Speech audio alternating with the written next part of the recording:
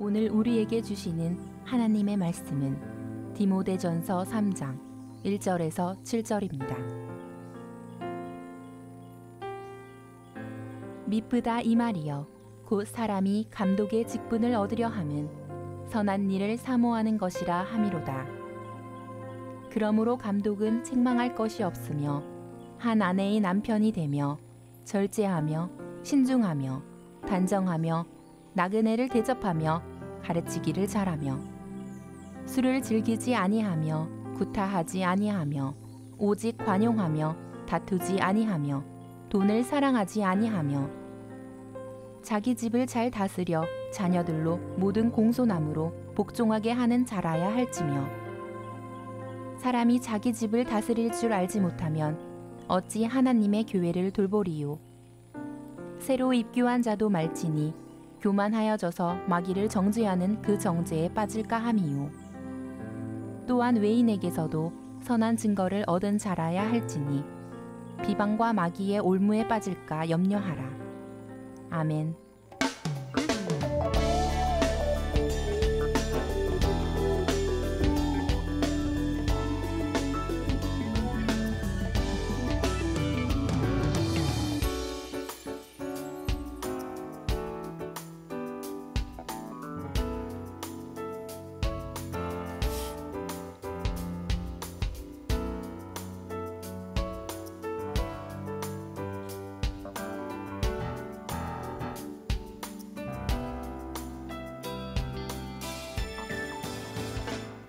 할렐루야. 네, 다시 한번 건강한 교회를 통해 또 건강한 성도를 세워가는 하나님의 손길이 우리들의 예배와 이 교회와 여러분에게 있기를 주의로 축원합니다. 바울이 빌립보에 있는 교회에 편지를 쓰면서 1절에 이렇게 인사말을 쓰고 있어요. 그리스도 예수의 종 바울과 디모데는 그리스도 예수 안에서 빌립보에 사는 성도와 또한 감독들과 집사들에게 편지하노니. 자, 이 빌립보 교회에 최초로 마게도냐로 가면서 세운 첫 번째 교회죠. 이 교회에 세 부류의 사람들이 있었어요. 성도와 감독들과 집사들에게 편지한다. 자, 미뤄보건대 그 당시에 빌립보 교회가 아직 초기 기독교의 형태를 갖고 있던 교회이지만 일정 정도의 어떤 직분 제도가 이미 교회에 들어와서 정착되어 있는 것을 알 수가 있습니다. 특히 초대교회 교회는 거짓 교사들의 공격이 아주 거세지고 있었던 때였기 때문에 이런 시대적인 상황 속에서 좀 더 이 교회 지도층, 지도 그룹들이 초신자라든지 믿음이 약한 자들을 보호해주는 강력한 방어 체제를 구축할 필요가 있었던 시대였어요.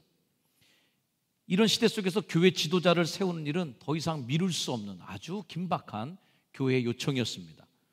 거짓 교사, 거짓 교훈, 거짓 선지자들이 난무하던 이 1세기 신앙 공동체는 더 책임 있게 이 교회를 책임질 사람들을 찾게 되었고, 그것이 바로 두세 사람이 모인 곳에도 인간은 사회적 동물이기 때문에 직제와 구조가 생기는 것 같이 교회도 역시 마찬가지로 사람들이 모이는 곳이기 때문에 일정한 제도가 생겨납니다. 이것이 이제 디모데 전후서와 디도서를 보게 되면 세 직제를 형성하게 되는데 감독과 장로와 집사, 이 세 종류의 직제를 세웁니다. 오늘은 이 직책 중에서 주로 감독의 역할에 대해서 여러분들과 함께 좀 집중해서 이 말씀을 생각해 보려고 해요. 자, 먼저 이 감독의 사전적 정의가 나오는데, 감독은 비숍, 영어로는 비숍이라고 합니다. 비숍은 이제 카톨릭에서는 주교예요. 주교가 되고, 에피스코퍼스라고 하는 이 말은 교회를 지도하고 감독하는 역할을 맡은 자라는 뜻이고, 좀 더 그냥 그 말을 풀어서 쓴다면은 위에서 바라보는 자다. 슈퍼바이저라고 하는 말을 갖는 것처럼 위에서 이렇게 쳐다보면서 지도해주고 감독해주는 그런 역할이에요. 자, 우리 뭐 축구 감독도 마찬가지죠. 딱 벤치에서 딱 지켜보죠. 저 선수가 뛰고 있구나. 저 선수 안 되겠는데, 야, 너 나와야 되겠다. 너 들어가. 그 다음에 왼쪽을 뚫어야 돼. 오른쪽을 지켜야 돼. 하면서 다 관장하면서 11명의 선수를 적재적소에 배치하면서 그 게임을 유지해가는 사람이 이제 감독이에요. 그런 것처럼 이 교회에도 마찬가지로 그런 위에서 이렇게 바라보면서 뭔가 감독할 수 있는 그 직책이 필요했던 것이죠. 어저께 우리 중부연회에도 중부연회 감독 취임식이 있었습니다. 앞으로 2년 동안 중부연회를 이끌어갈 감독님은 부광교회 김상현 목사님이 감독님이 되셨어요. 감리교회에서는 이 지방회가 있고 우리 교회는 당회죠. 우리 교회가 당회가 있고 이 당회가 갖고 있는 교회가 우리 지방은 42개 교회가 모여서 지방회, 인천 북지방회를 형성합니다. 인천 북지방회는 계양구를 중심으로 한 42개 교회가 이루어져 있어요. 이런 지방들이 인천 지역과 강화 지역과 일산 지역까지 포함해서 묶여져서 중부연회를 형성합니다. 그 중부연회를 관리 감독하는 분이 감독이에요. 자, 이 감독, 감리교에서 다니시다 보면 감독님 얘기를 많이 듣고, 지난번에 우리 교회 부흥에 오셨던 김영원 감독님도 감독님이라고 우리가 호칭을 드리잖아요. 자, 이 감독이라는 호칭과 오늘 이 성경에서 나오는 이 감독하고는 굉장히 차이가 있는 것을 여러분 아시길 바랍니다. 굉장히 차이가 뭐냐면 그냥 다른 역할이에요. 아주 다른 직분이니까 여러분 머릿속에 좀 그걸 꼭 넣으시고 이 얘기를 들으셔야 됩니다. 고대교회도 감독 제도가 있었습니다. 뭐 서문학교의 감독 폴리캅 이런 분들 사도 요한의 직계 제자였고 나중에 불에 타 죽는 순교를 당하시는 분이 계십니다. 그때 그 고대교회 감독하고도 또 다른 개념이에요. 디모데서에서는요, 감독과 장로가 구별이 거의 없습니다. 감독이 장로고 장로가 감독이에요. 서로 같은 의미로 사용이 됩니다. 자, 이 일을 미뤄볼 때 보면 감독의 직무 중에 장로들을 지휘하거나 장로들을 지도해야 될 책임을 명시하지 않은 것으로 미뤄보아 장로와 감독은 동일한 인물일 것이다 라고 많은 학자들이 거의 확실시하게 확정합니다. 사도행전에 이제 비슷한 현상이 등장하는데요. 바울이 예루살렘으로 가기로 이제 작정합니다. 그래서 내가 예루살렘으로 이제 죽을 마음으로 내가 간다라고 하면서 예루살렘행을 작정하고 그 당시에 에베소교회 장로들을 초청해요. 20장 17절 바울이 밀레도에 사람을 에베소로 보내서 교회 장로들을 초청해 옵니다. 자, 에베소교회 장로들이 왔어요. 그런 다음에 그 사람들하고 막 목을 어금 맞추고 이별과 작별을 합니다. 그러면서 떠나기 전에 그 에베소교회 장로들을 모아놓고 했던 얘기가 이 얘기예요. 28절 여러분은 자기를 위하여 또는 온 양떼를 위하여 성령이 그들 가운데 여러분을 감독자로 삼고, 자, 이 장로님들을 모아놓고 얘기하면서 당신들을 감독자로 삼았다. 감독이다 너희들은 라고 얘기합니다. 하나님이 자기 피로 사신 교회를 보살피게 하셨느니라. 자, 이를 미뤄볼 때 이 감독직과 장로직은 어떤 면에선 역할의 차이예요. 역할의 차이. 오늘 우리 교회로 얘기하면은 장로님이라도 다 부르는 용어가 다르죠. 장로님 이렇게 부를 때는 교회 직제로 부르는 것이고, 또 지역장님 이렇게 부를 때는 한 지역을 맡고 있는 지역장으로서 역할에 대해서 부르는 것이고, 선교국장님, 재무국장님, 사회봉사국장님 이렇게 부를 때는 그 교회에서 장로로서 맡고 있는 책임 역할이 국장 역할을 맡고 있기 때문에 국장으로 부르는 겁니다. 때로는 그분이 회장님으로 부를 때도 있죠. 여러분들도 마찬가지죠. 권사님 그렇게 부를 때가 있고 회장님 그렇게 부를 때가 있어요. 왜? 그분이 선교회장을 맡고 있으면 권사님도 되고 회장님도 되는 거예요. 그래서 직제도 있고 자신의 책임 역할도 있고, 그래서 감독과 장로가 뒤섞여 있는 거예요. 디모데서의 이 내용에 있어서는 그 당시에 감독과 장로의 직책이 서로 역할의 분담이 있어서 이렇게도 불리고 저렇게도 불렸다. 아직까지는 그런 시대였다는 것이죠. 결국 이 감독자라고 하는 이 역할은 그냥 교회 지도자 계급이다. 계급이라는 말은 제가 뺄게요. 지도자 그룹이다라는 거예요. 그래서 지도층, 인사들을 다 통칭해서 감독자라고 부르는 겁니다. 내친 김에 이 감독에 대한 좀 공부를 좀 여러분과, 왜냐하면 이 얘기를 할 기회가 이제는 오늘 빼놓고는 없기 때문에 이왕에 이렇게 된 거 한번 얘기를 나눌 거예요. 오늘 설교가 좀 딱딱합니다. 여러분 이해해 주세요. 역사 공부도 좀 해야 돼요. 1세기 때 기독교인들의 지도자 그룹을 지칭하더니 감독직이 이제 2세기로 넘어갑니다. 2세기로 넘어가면서 2세기에 아주 훌륭한 감독 중에 하나가 이그나티우스라는 감독이 나와요. 이그나티우스라는 감독이요, 장로, 감독, 장로, 집사 이 3중 직제로 교계를 편성합니다. 그래서 감독과 장로, 집사 이렇게 삼중직 제도로 발전하게 되는데, 이때 장로는 감독을 도와서 교회 공동체를 일구고 성만찬을 돕는 교회 지도부였고요. 집사는 교회에서 봉사의 일, 구성원들을 돌보는 평신도들을 관리하는 그러한 역할을 합니다.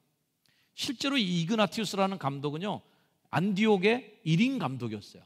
자, 아까도 얘기한 것처럼 감독들이라고 복수로 불렀었는데 1세기 때는, 2세기로 넘어가면서 들이 아니에요. 감독이에요. 딱 한 명 있는 거예요. 그래서 에베소 교회 1인 감독 체제로 이그나티우스가 존재하고, 그 밑에 집단적 협의체였던 교회 공동체가 이제는 1인 군주적 회의체로 바뀝니다.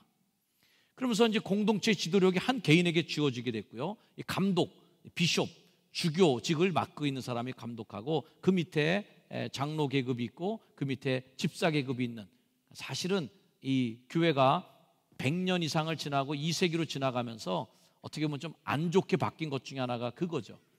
초대교회 교회에서는 다 성도들이 뭐냐면 그냥 brother, 형제예요. 형제여 너에게, 형제. 그래서 바울이 목회 서신을 쓸 때만 해도 대부분 부르는 교회 모든 사람들의 통칭은 형제입니다. 형제가 있었는데, 이게 1세기가 지나고 2세기가 지나가면서 감독들도 교회 집단 협의체였어요. 여러 명이 함께 교회를 보호해주고 관장하는 그런 역할을 했는데, 이제는 한 명이 감독이고 그 다음에 밑에 장로, 집사가 되는 이런 수직적 계보를 이룹니다. 그 당시에 그 비숍이라고 하는 주교, 감독이라고 하는 직책은 어떻게 의미가 있었냐면, 사도직을 계승한 사람이다, 이렇게 여겨집니다. 사도의 권위를 그대로 감독이 물려받았다. 자, 오늘날 교황제도도 그런 거죠. 베드로의 그 권한, 초대 교황이라고 베드로를 지켜 세우고, 교황의 권위를 그대로 사도직의 권위의 계승으로 이렇게 내려오는 게 교황제도의 변천사입니다. 사실은 신학적이지는 않은 거죠. 이러한 입장이 4세기에 가면 얼마나 강력해지냐면, 제롬이라고 하는 유명한 초대교회의 그 교부가 있습니다. 이 제롬이 한 말이 있어요. 아주 강력한 딱 한마디 말에 그 당시에 감독이 누구냐라는 게 증명이 되는데요. 감독 없이는 교회도 없다, 이렇게 됩니다. 곧 뭐 황제들이 얘기할 때 짐이 곧 법이다, 뭐 이런 것처럼 감독이 없으면 교회도 없는 거예요. 왜? 그 교회를 감독할 수 있는 그 당사자가 없기 때문에 교회도 존립할 필요도 없고 존재해서도 안 된다라고 하는 것이 그 당시 아주 강력한 감독 직제의 권위였었습니다. 자, 그 이후에 이제 콘스탄티누스 황제가 로마의 이제 기독교 국교화가 됩니다. 그러면서 교회와 로마 제국이 급격하게 하나로 합쳐지게 돼요. 그러면서 로마 제국의 행정 조직과 흡사하게 교회 조직도 재편이 됩니다. 이후에 그 감독, 주교는 특권 계급이 되기 시작해요. 그래서 이제 황제를 세우선 모든 지역의 왕들을 관장하는 것처럼 교황을 세우고, 각 지역의 추기경들과 주교 그룹들을 세우선 황제가 1인 통치를 하는 그러한 로마의 황제 구조와 똑같은 직제를 로마 교회가 택하게 됩니다. 그러면서 종교와 세속 권력과 유착이 점점 더 심해지고요. 주교 그룹, 감독 주교 그룹 중에는 세속의 권력과 같이 뭐 영주가 된다든지, 아니면 그 지역에 뭐 그런 어떤 총독이 된다든지, 이런 식으로 세속 권력과 겸직하는 일들도 많이 생겼답니다. 그래서 중세기 때는요, 바로 이 주교 임명권을 놓고 황제하고 교황하고 같이 힘겨루기까지 하는, 이것이 이제 세계사 속에 나타나는 서임권 투쟁이다. 주교를 누가 임명하느냐, 황제가 임명할 것인가, 교황이 임명할 것인가, 이거 갖고 황제랑 교황이 일대 격돌을 벌이는 것이 세계사 속의 그 힘겨루기 전쟁이에요. 오늘날 이 가톨릭 교회는 감독, 이 주교를 교황이 임명하고 교구를 관장하는, 일임하는 체제를 갖고 있습니다. 자, 다시 한 번 더 높아심에서 말씀드리면, 이렇게 된 감독의 변천사, 비숍이라고 하는 주교의 변천사와 오늘 우리가 갖고 있는 감리교의 감독과는 전혀 관계가 없다는 것을 다시 한번 말씀을 드립니다. 이름이 똑같기 때문에 자꾸만 이 이미지를 차용해 와요. 이거 곤란합니다. 그렇게 해서 자꾸 감독을 권위 있게 만들고, 감독이 무슨 다 1인 권력을 갖게 만들고, 이게 이제 감리교회가 오늘날 뭔가 좀 어려워지는 그런 부분 중에 굉장히 중요한 거예요. 총회장이라든지 감독이 1인 권력을 갖게 되는 거, 이게 가장 안 좋은, 하나님이 좋아하시지 않는 교회 조직인데 말이죠. 하여튼 우리 감리교회 감독은 그런 사도직 권한, 사도직을 계승하는 감독의 권리, 그 정도의 권위는 아니다라는 걸 우리가 좀 이해하고 넘어갔으면 좋겠습니다. 덧붙여 말 나온 김에 디모데서에는 장로직제가 나오질 않아요. 그래서 감독직에 나오고 그 다음에 집사에 대해서 다음 주에 나올 겁니다. 다 다음 주가 될 텐데, 그런 거 보면 장로가 빠져 있어요. 아까 제가 서두에 말씀드린 대로 감독과 장로가 동일한 인물이었기 때문에 이 세 개를 따로 구분할 필요가 없었어요. 디모데서를 쓸 때만 해도 아직까지는 그런 거죠. 자, 날 나온 김에 이 초대교회에 나오는 장로 직책에 대해서도 한마디를 좀 더 하려고 합니다. 이 장로라는 말은 성경에서 나오는 가장 오래된 직제 중에 하나입니다. 출애굽기부터 나와요. 아론과 모세가 이스라엘 백성들을 이제 구해주려고 이제 딱 이집트에 도착하죠. 이집트에 와서 제일 먼저 한 일이 뭐냐면 이스라엘의 각 장로들을 불러 모으는 겁니다. 즉 지도계층을 모으는 거예요. 출애굽기 4장 말씀에 모세와 아론이 가서 이스라엘 자손의 모든 장로를 모으고, 여기서의 장로는 또 오늘날 우리 교회에서의 장로님하고는 전혀 관계가 없는 분이라는 걸 또 여러분 이해하셔야 돼요. 성경 읽다 보면 이 출애굽기 때도 장로가 있었네, 이게 그분인가? 이건 절대 아닌 거예요. 전혀 다른 직책이고 말만 같은 거를 알아주시면 되겠습니다. 신약 시대에도 장로라는 이름이 쓰이는데, 이것은 뭐냐면 유대인들은 회당 중심으로 뭐든지 생활을 하게 됩니다. 자, 나라가 망하고 디아스포라로 다 세계에 흩어지고 살면서 이 사람들이 중심을 어디다 잡냐면 회당을 중심으로 사는 거예요. 그래서 회당 중심으로 하는데 이 유대인들이 어떻게 돈 버는지 아십니까? 아주 작전이 좋죠. 일단은 허벌판에 가서 동네를 세워요. 허벌판에 동네를 세우면서 딱 중심에다가 회당을 세웁니다. 회당 옆에 학교, 회당 옆에 바로 병원, 딱 이 세 개를 중심으로 세웁니다. 그러면서 엄청나게 돈을 투자해서 이 학교를 명문 학교로 만들어요. 좋은 학교로 만들어요. 그리고 병원도 좋은 병원으로 만듭니다. 그럼 사람들이 오겠어요, 안 오겠어요? 당연히 이 동네로 이사 옵니다. 그러면 이사 오게 만드는 거예요. 어디 가서 돈 벌기는 어려워요. 근데 자기들이 동네 딱 만들고 회당, 교회, 회당, 병원, 학교, 명문들을 딱 만들어 놓은 다음에 이제 유입시키는 거예요. 그러면 땅 이미 다 자기들이 다 갖고 있는 땅이에요. 땅 팔아서 돈 벌죠. 그 다음에 상권을 들어오는 대로 상권을 장악합니다. 이미 다 유대인들이 만들어 놓은 먹이사슬에 다 이렇게 잡혀오는 스타일이에요. 그러니까 유대인들이 돈을 벌게 되는 거예요. 그 회당에 누가 중심이냐? 랍비가 있지만 회당을 관장하고 그 지도 그룹이 바로 장로입니다. 그래서 초대교회도 가면은 항상 장로 그룹이 신약 성경에 나오는데, 이 사람들이 누구냐면 회당에 앉아 계신 원로들이에요. 엘더예요. 그래서 오늘날 장로 영어로 엘더인데, 이 엘더는 원로라는 말입니다. 자, 이 장로교회의 장로 계급이 이제 이름을 차용하게 되는데, 사실은 이 초대교회에 있었던 장로와 오늘날의 개신교회의 장로 계급화는 전혀 이제 관계가 없는 이름만 같은 장로입니다. 아무튼 이 장로라는 원로 계급은 성경에 나와요. 디모데전서 5장에도 나옵니다. 잘 다스리는 장로들은 배나 존경할 자로 알되. 잘 다스리는 교회 원로들을 존경하라. 말씀과 가르침에 수고하는 이들에게는 더욱 그리해라. 말씀을 가르치고 그리고 그런 지도를 해주는 그룹, 이 가르침을 주는 그룹에게는 더 존경하라고 베드로도 역시 장로들이 인식하는 것은 젊은 자들아, 이와 같이 장로들에게 순종하고 겸손하게 허리를 동여라. 그렇게 교인들에게 권면하는 대목이 베드로서에도 나옵니다. 자, 아까도 언급됐던 것처럼 이 초창기에는 감독직과 장로직이 구분이 안 되게 막 섞여 있습니다. 그래서 구분이 잘 안 되는데요. 이 장로회에서 이제 디모데에게 안수를 주기도 하고 하는 일들도 있었다라는 걸 성경을 통해서 알게 됩니다.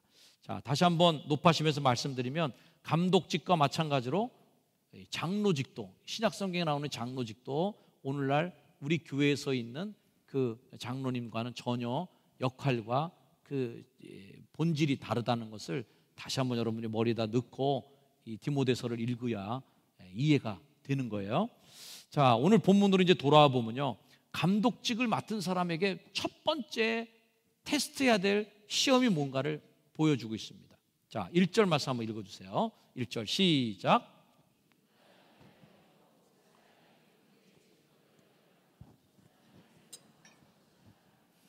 1절을 좀 더 여러분 이해하기 쉽게 우리말 성경으로 제가 읽어드리면 이래요. 이것은 믿을 만한 말이다.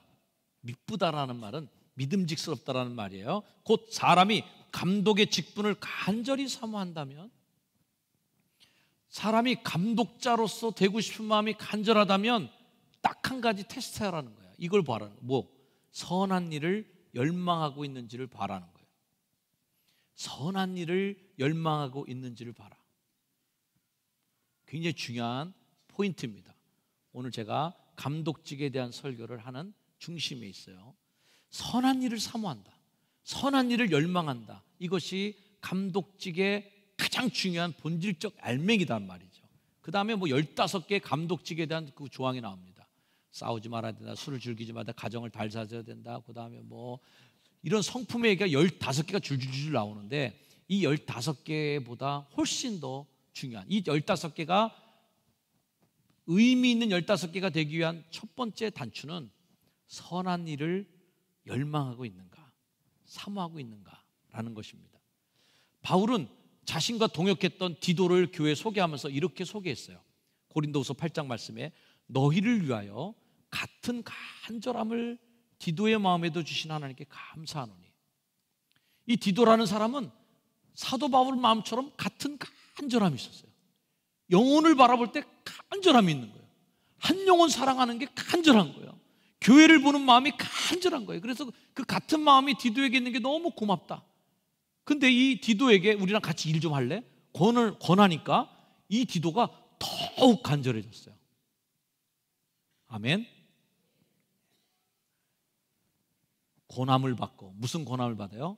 우리랑 같이 전도여행 떠날래? 자, 바울의 전도여행은 유람선을 타고 신나는 여행이었을까요? 속된 말로 개고생이었을까요? 개고생이었었습니다. 그가 권함을 받았어요. 그 일을 해달라고. 예루살렘 교회에 가서 연보를 전달하고 와라. 그 당시에 무슨 KTX가 있겠어요? 비행기가 있겠어요? 진짜 거기까지 가려면 죽을 둥 살 둥 가는 겁니다. 언제 돌아올지도 모르는 길을 떠나는 거죠. 그런 고난을 받았을 때 아유 무슨 말씀이세요? 라고 하는 게 아니라 더 간절해졌어. 더 막 불이 타오르는 거예요. 그래? 나한테 이런 일을 맡기셨다는 거야? 나한테 이런 중요한 역할을 맡긴 거야? 내 죽기 살기 내가 해겠어 라고 하는 말이 드는 거예요. 교회를 볼 때 가끔 직분은 좋아하지만 간절함은 없는 경우가 있어요. 직분은 맡기를 좋아하는데 집사 되고 싶어요, 권사 되고 싶어요, 장로하고 싶어요 라고 얘기하는데 권함을 받을 때 더 간절해지는 사람이 되어야 됩니다. 그럼 권사님 속회를 맡아주세요. 권사님 회장을 맡아주세요. 장로님 이 일을 맡아주세요. 집사님 이 역할을 좀 해주세요. 그러면 많은 집사님, 권사님들 이런 분들이 아유 목사님 나 그거 못해요, 안 해요. 그러면은 이 직분에 대한 의미가 없는 거죠. 그 일을 하라고 만들어 놓는데 그 일은 안 하겠다는 거예요. 권사는 하겠지만 권사로 해야 할 일은 내가 못하겠다. 이렇게 되면 이 직제가 흔들리는 거예요. 디도는 사도와 같은 간절함을 가졌을 뿐 아니라 더 간절했어요. 바울이 보니까 저 인간은 나보다 더해, 더 열받았어, 더 뜨거워. 이걸 보는 거예요.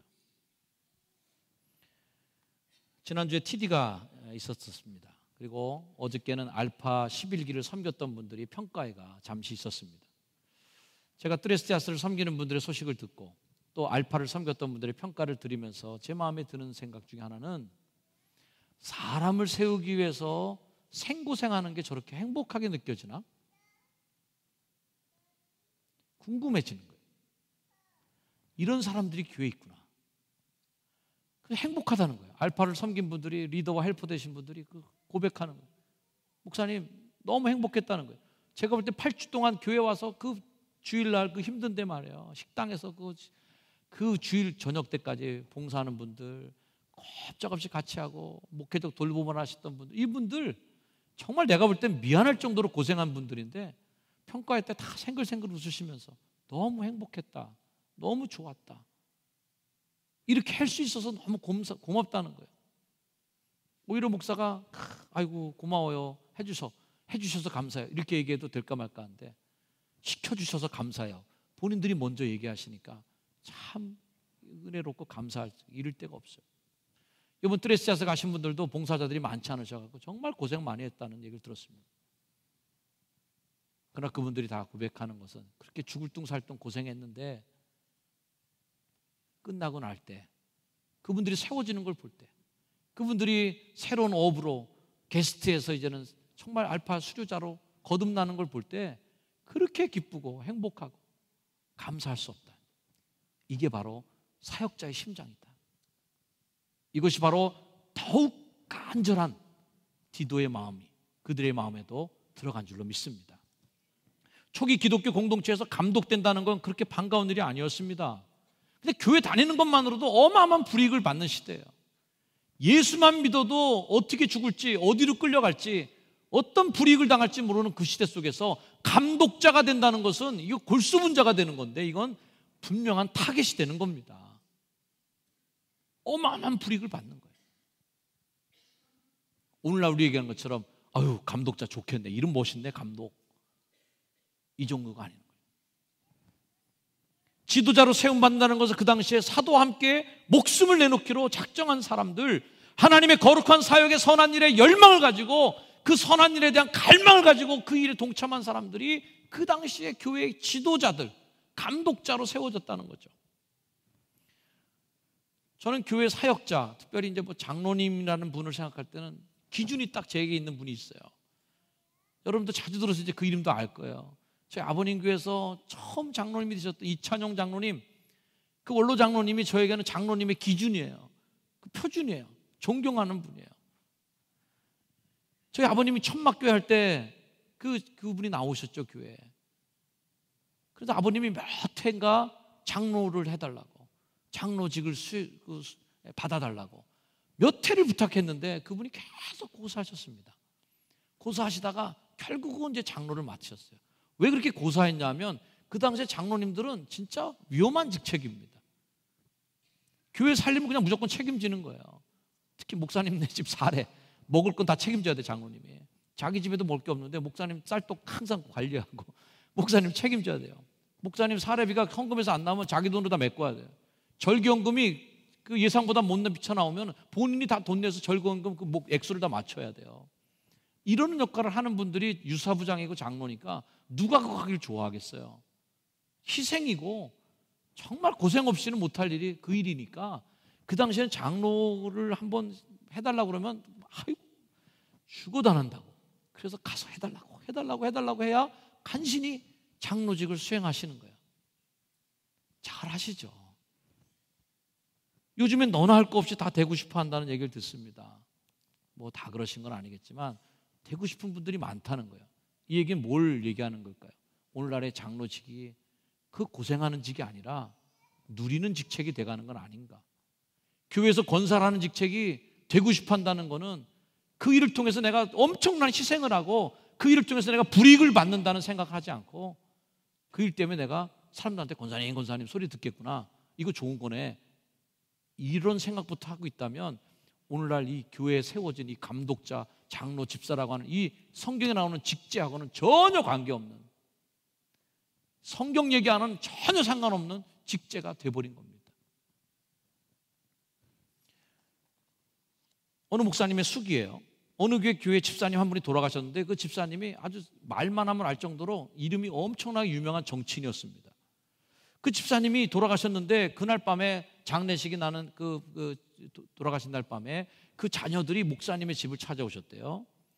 왜 어쩌게 오셨냐고 물어보니까 이 자녀들이 얘기하더랍니다. 목사님, 우리 아버지가 목사님도 아시다시피 이름만 대면 뭐 전 국민이 다 아는 유명한 그런 정치인인 거 아시잖아요. 알죠. 근데 이 위패, 집사, 아무개 이렇게 써있는 게 영 마음에 걸린다는 거예요. 그래서 목사님께 찾아와서 목사님, 내일 장례식이 열리는데 우리 아버지 호칭을 장로라고 바꿔서 불러주시면 교회 우리가 큰 거 하나 해놓겠습니다, 이러고 나오더라는 거예요. 이 자녀들이 무슨 생각을 하냐면 뭐 군인이나 경찰이 순직하면 1계급 특진시켜주잖아요. 죽은 사람 특짐시켜주면 뭐합니까? 근데 1계급 특진시켜서 제대시키는 거거든요. 죽으면. 그것처럼 생각하는 거예요. 교회 직분은 그게 아닙니다. 그런 식으로 계급 구조로 생각하니까 안 된 거죠. 아닌 거예요. 그 목사님이 자기가 당한 그 기가 막힌 일을 자신의 책에다 쓰면서 이렇게 덧붙였습니다. 직분은 훈장이 아닙니다. 십자가입니다. 우리 한번 같이 읽어볼까요? 시작. 직분은 훈장이 아닙니다. 십자가입니다. 직분이 붙어서 장로, 권사, 집사라고 하는 계급장이 붙어 있는 거는 먼저 죽는 순서인 걸 알아야 돼요. 교회에서 누가 죽을까? 앞에서부터 100명까지 죽읍시다. 그럼 장로님부터 시작해서 권사님부터 죽기 시작하는 거예요. 이게 직분입니다. 집사들부터 먼저 죽고 우리는 마지막까지 살아있을게. 교회는 그게 아니에요.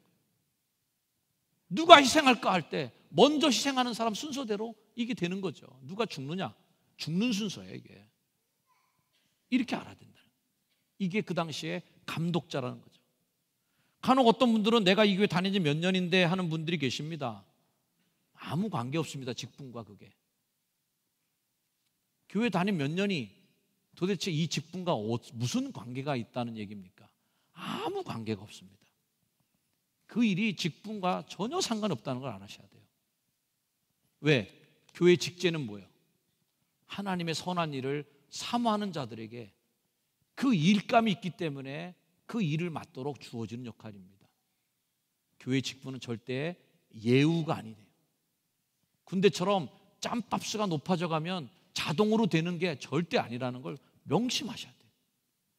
교회가 그렇게 타락하는 순간 교회는 정말 십자가의 군병이 아니라 십자가의 오합지졸이 되는 것입니다. 예우로 직분 주고 체면치레로 직분 주고 집사 직분 달기 창피해요. 그러니까 권사 주세요. 이게 말이 되는 얘기입니까? 교회에서 있을 수도 없는 얘기가 나오면 안 된다. 우리 교회는 1인 1사역의 원칙을 갖고 있습니다.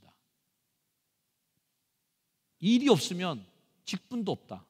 이게 우리 교회의 사역 원칙이에요. 직분자의 원칙입니다. 일이 없으면 직분도 없는 것입니다. 왜? 하나님은 바로 그 일을 위하여 감독자는 누굴 세워요? 선한 일을 사모하는 자들에게 주는 겁니다. 일하기 싫으면 직분도 없는 것입니다. 선한 일에 대한 열망이 있는 자들에게 기회를 주는 것이 그게 직분인 거예요. 권사님들은 15명 분의 일을 하도록 주는 것입니다. 장로님들은 30명 몫을 하라고 주는 것입니다. 집사는 말 그대로 잡을 집, 일사, 일 잡고 있으라고 주는 것입니다. 집사님인데 일 안 하면 그 직분은 의미가 없는 거예요. 권사님인데 권면할 만한 자격이 없다면 안 되는 것입니다. 장로님들은 교회 원로로서 감독직으로서 슈퍼바이저 위에서 지켜보면서 관리할 수 있는 그러한 자격과 조건을 갖출 때 감독자로서 역할을 할 수 있는 것입니다. 오늘 이 시간 저는 이 감독 직제에 대해서 오늘 15개 항목 다 얘기하려고 그러다가 설교 준비하다 보니까 이 앞에 부분에 너무 관심을 많이 주게 뒀어요. 그래서 한 줄 미뤄서 15개 감독의 실천 사항들은 다음 주에 말씀드리기로 하고 오늘은 여기까지 얘기하려고 합니다. 다시 한번 강조합니다. 따라합시다. 선한 일을 사모하는 것. 여러분, 이 일이 바로 여러분들이 직분을 갖는 사람의 기본 정신입니다. 하나님은 이 일을 해낼 사람을 뽑아서 그 일을 맡기기 위해 직분자를 세우셨다. 연말마다 일 안 하겠다는 사람이 부지기수로 나오게 됩니다. 그러나 직분을 내놓겠다는 분은 없더라고요. 일은 내놔도 직분은 안 내놓더라고요. 직분이 있는 분은 일을 하셔야 돼요. 선한 일에 대한 갈망이 있는가? 스스로 점검해 보십시오. 이 교회 일에 대해서 내 가슴에 뜨거운 불이 타오르고 있는가? 교회 빈자리를 보고 김장을 담글 때 사람들이 없는 걸 보고 가슴에 불이 타고 있는가? 전도하러 나가자 그럴 때 전도대원들 집사님 몇 명이 나가는 걸 보면서 가슴에 불길이 타오르는가? 우리들이 그걸 생각해봐요. 한 영혼을 바라보면서 낙심한 한 영혼, 지금 교회 보이지 않는 그 한 영혼을 향해서 내가 간절함이 있는가? 그 간절함을 느끼는 사람만이 직분자의 자격이 있다, 저는 생각합니다. 여러분들에게 감독자의 심정, 감독자의 영혼이 들어있는 믿음의 직분자들이 다 되시기를 주님의 이름으로 축원합니다. 기도하겠습니다. 하나님, 우리가 직분자의 일을 감당하게 하시고